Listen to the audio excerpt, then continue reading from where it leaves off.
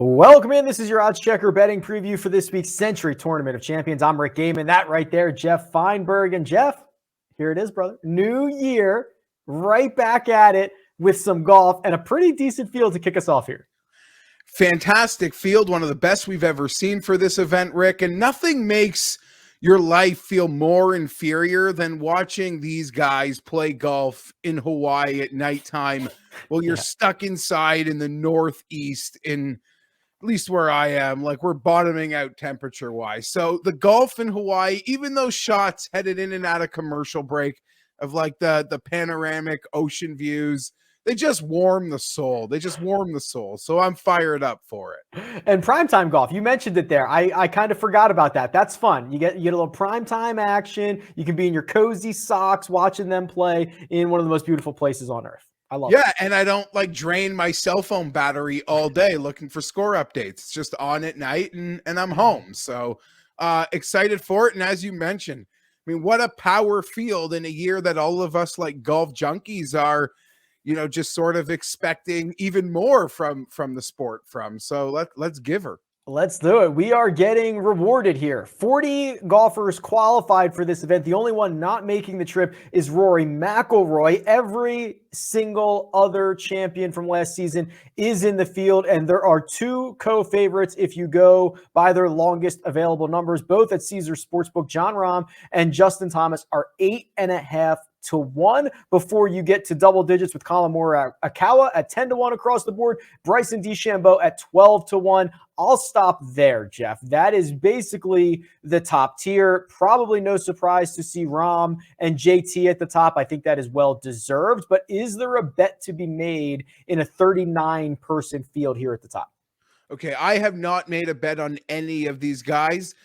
If I did have to pick from this one, it probably would be Morikawa here, Rick. But, you know, in my opinion, this is one of the more interesting and I don't want to say harder golf events to bet this year, but it's one of the years where how much can you trust your data? Yeah. We are coming out of a holiday break, a Christmas break. You literally have to, in your own mind, try to make assumptions on what sort of, ready state some of these guys' games are at. I won't be surprised to see someone shoot like a 63, 64 on Thursday, then in their post tell us this is the first club they've picked up in a month. But if we hear them do that interview on Tuesday, we might be afraid of them. You know, I don't know. That's just right out of the holidays. It's such an interesting dynamic. You can look at the models, you can look at your numbers, but I don't know how much weight that can play when guys have, you know, just sort of been living the life of leisure potentially over the last few weeks with busy holiday schedules, friends and family, all of that. So I'm not going to lie. There's an element of narrative street that can kind of live here more so than other events. JT joining Rahm at the top. It's that past history thing. Right. For me, I'd pass on both if I wanted 10 to 1 or under and lean Morikawa, but it's a full pass for me on all three of the big boys. I think you kind of described the way that I feel about this. Model-wise, I try to reset everybody back to kind of their longer-term form because we haven't seen them. Some of these guys we haven't seen in months. We have no idea what they've been up to. You kind of think that everyone has an opportunity to get right, to kind of get back into their normal playing shape or what you would think their baseline would be. But that kind of drives me, Geoff, to probably skip the top, go a little bit further down the board, see if I can find some value. The next set of golfers, Victor Hovland at 14 to 1, Xander Schauffele, same number, Patrick Cantlay at 16, and Sam Burns at 18 to 1 before we get to the 20s. I got to admit, Patrick Cantlay at 16 to 1 for a guy who I know we can argue which wins were wins last year, but that seems like a really juicy number for someone whose name often appears on top of the leaderboard. Yeah, that's I guess you could make the case of the players we consider a certain tier. He's giving the biggest number on that odds checker grid, and you can blindly say, I am taking a player I believe to be in that hyper elite threshold at the biggest number available in the field. I'm stepping a little bit in front of it. I am just very gung-ho about Xander this year. From a wins perspective, there's no debating his results minus wins, and maybe a bit of a narrative street element with the no cut event. He has won here. He's played well here. I think he's just hyper motivated to get the season going off on the right foot. I'm not debating other players' motivations, but I'm just very bullish on what this season will bring for Xander, and I'm ready to get it started this week in Kapalua. I'm interested to see the sort of long-range Xander numbers as players like Cantley, Morikawa, Hovland, have completely, in many ways, supplanted themselves ahead of him in like a world ranking sense, but he's got that great course history. I'm willing to trust Xander out of the gate and a lot this year, I feel. Both BetMGM and Caesars are hanging 14-1 on Xander. I agree with you. I think he's a very interesting storyline for 2022, and the fact that the leash feels short, which is crazy because he won the Olympics, and you can talk about the shadow leaderboard, the Tour Championship, or anything that you want, but PGA Tour wins, he does not have as many as probably most people feel like he should. And I think he's going to start to hear that now that Finau's been back in the winner's circle, now that Abraham Ancer has gotten a victory, now that Jordan Spieth has gotten back in the winner's circle. Rory ended. Oh, sorry. Yeah. Rory. Yeah, no, you're right. Rory, it kind of does feel like Rory went a full year without a win. Then he came back this year, won twice. I wouldn't be surprised if if a year from now it's a Xander 2.5 win regular actual PGA Tour accredited win season. I am in many ways expecting it to start this week, because if I'm betting him at 14-1 in this field, that's outright only. Yeah, certainly is. The 20s are fairly interesting. Cam Smith, Daniel Berger, Hideki Matsuyama, Jordan Spieth, all at 22-1. Sungjae Im, a class of his own, 25-1. And then you get to the 30s, which is Ancer, Koepka, and Reed. Now, Spieth, I stared at for a very long time, Geoff. I would not be surprised to see him win. I wouldn't be surprised to see him finish 39th. I don't know if I will eventually get there, but I'm hoping that you could provide some clarity here in the 20s and the early 30s.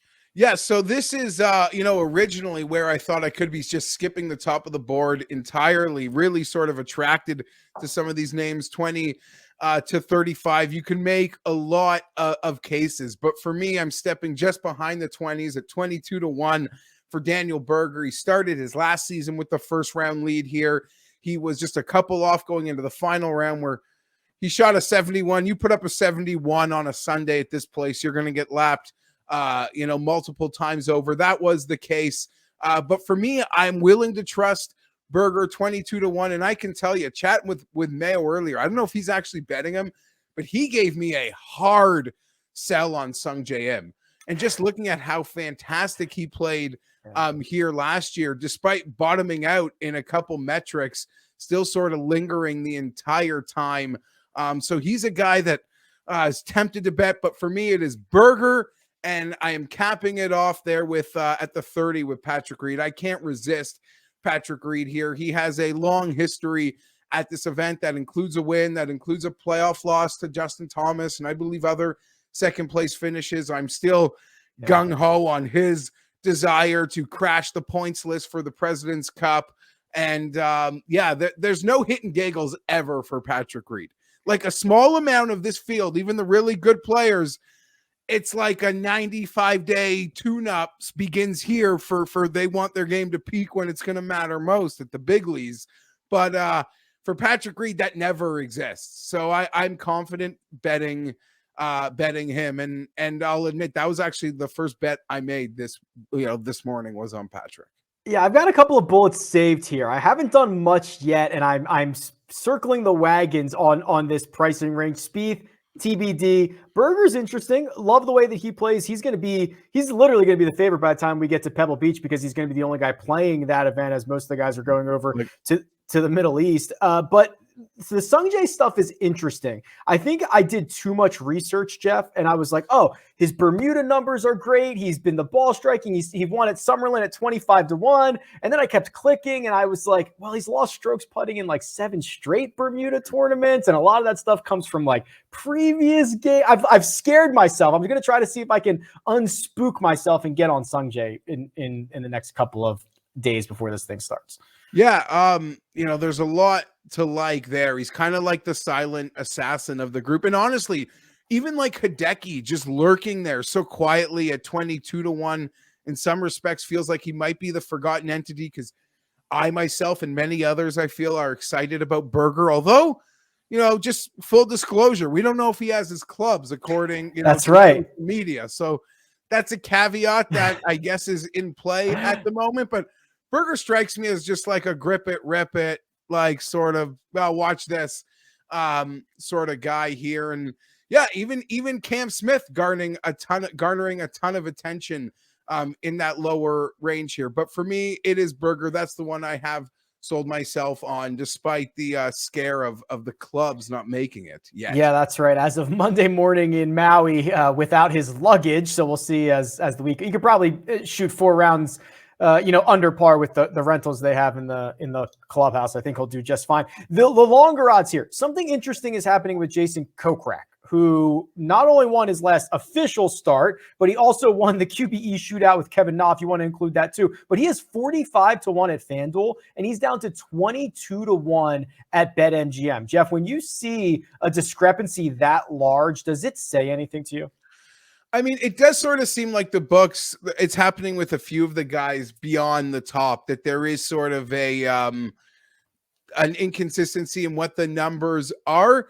I mean, it just says the importance of line shopping. And Kokrak's one of the few guys north of 30 that I would consider betting this week. I am getting serious, like Harris English vibes from last year about how this week could set up for Jason Kokrak at a number like this, where you just sort of, all these guys are going to be set up in the fairway, and it does in many ways work nicely for Kokrak. I don't know if I'm going to have much left though. And once I've made the bet on Xander, and I don't know, three bets might sort of be where I end it, but I very much do like Kokrak, and that 45-1 could represent some nice opportunities at FanDuel.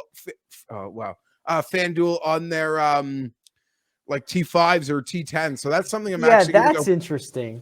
That's something I'm going to go take a peek at FanDuel when we're done recording here, if they've posted those, because that's something I could very well be interested in. Yeah, don't ask him to go out and win this golf tournament, although he's proven, now thrice, I believe, in the last 20-something starts that he can find victories. I kind of agree with you. He's probably my last line in the sand. You could get Billy Horschel at 70-1. You could get Max Homa at 80. You can even get Kevin Kisner at 150-1. I'm not particularly interested, Geoff. I think my last man on the card is Kokrak in most situations. Yeah. But north of 30, I got to ask you, Rick, because I'm a sucker. There's a 33-1 on this odds checker grid for Tony Finau. Oh, man. And that just feels like a very strong number, in my opinion. I am a forever Finau sort of guy. I've taken the lumps with him, but that just seems like I don't want to call it disrespect, but that just seems like a very strong number for a guy that, for some of the comp courses, has some nice results. Riviera to speak of, that playoff loss last time around. And hey, we're just out of Christmas. We're just out of the New Year's. Finau's got like 6-8 kids. It's gonna feel like he's on a true vacation, just leaving the family behind, going to Hawaii. Like, guy's probably gonna feel great. I thought you were going to say he needs the $1.3 million to replenish the bank account from all the gifts that he had just purchased. That works too, but I'm sure. Listen, that's another joke. I mean, I can make the case out of the holidays. Like, let me just bet on guys who don't have children. Let me make my sort of Xander, Berger. I know Reed's got a couple, but just those young guys, your boy Vic or Colin, that weren't. I don't know. Now I'm just full blown narrative streak. That's where that's where you could take an event that starts the season, that's out of the holidays. Even people, in discussing already today, Rick, I don't even think you could take anything out of hero stats. Like, it's literally been a full month that involves like a Christmas holiday in between. I don't care how a guy hit his irons at the hero. If Morikawa or Victor play amazing, to me, like, it's not so much that they're in form, it's that they're just freaking amazing and pretty much always in form with their ball striking. Yeah, I think in terms of Finau, I feel like, and I don't know if there's any truth to this or not, but I feel like I prefer him in more difficult situations. Can he putt well enough to get to 25 under par, 26 Yeah. under par, something like that? And his strength, the driver, like you said it, everyone's playing out of the fairway. Everyone's, I don't know. I'm not sure this is the spot for him. Yeah, Yeah. sort of events that can eliminate like a large percentage of the field based on a lack of certain skill set. It probably those events. You're right. Yeah, no, that's well said. That's well said. I'll agree with that. All right. Well, we are in week 1 of 2022 with many more coming, and you can get more insight on Twitter because you can follow Geoff at Fienberg17. You can follow me at Rick Run Good. Good luck this week for the Sentry Tournament of Champions, and we'll talk to you soon.